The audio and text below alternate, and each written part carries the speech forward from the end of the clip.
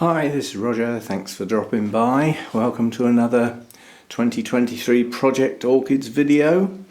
We're on to orchid number 7 now, and the info card with the first video in the set, which in fact was where we ripped this plant apart, repotted it, discovered it had Fusarium, discussed the treatment, etc. The info card for that first video is coming up now. Okay, if you've been away, welcome back. So all I could expect from this plant was nothing, anywhere from nothing to something. Nothing being that the Fusarium had got so far into the plant it couldn't grow. Well, we've got past that stage. All of the eyes we looked at last time, apart from this one, I believe are growing. So here we have a new growth. Here we have 2 new growths pushing out. We have a new growth here. Any more? Oh, and another one up the back there. So we have quite a few new growths. Oh, there is one down there, look, on the end of my finger. Right, so we have growth. With that growth will be roots. Not immediately on this one, the roots come a bit later, but they will come.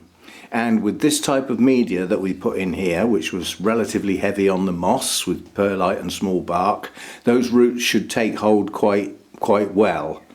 Now this had a double treatment of systemic fungicide for the Fusarium, not long after we repotted it, so that was 2 months ago.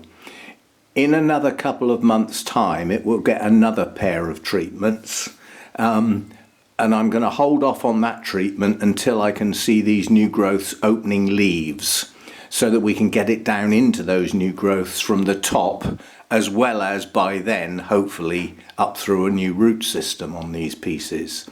So, yeah, this is more of a quick update, but we have success in as much as the eyes on these little pieces that we started off with are at least growing, and some are actually pushing on quite strong. So we do have a pot full of new growths. Now these growths will not be allowed to bloom if they attempt to. I want these to grow on vigorously if possible, so pending Fusarium trying to stop them growing. So we will keep our eye on it.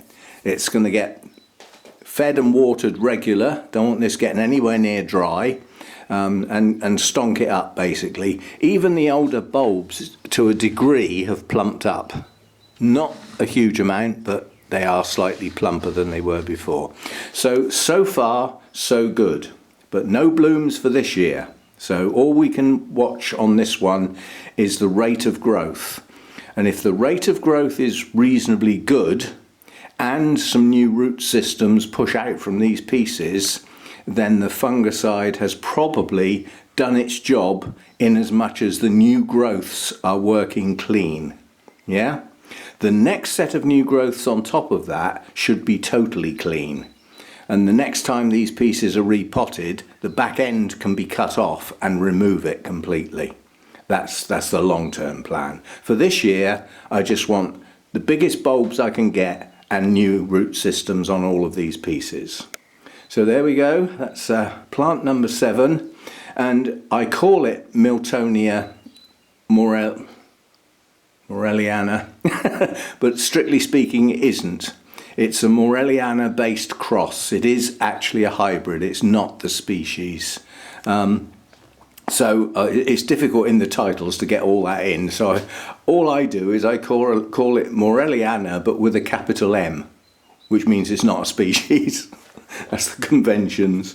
So it's a hybrid based on that anyway. So right, there we go. Thanks for that. See you next time.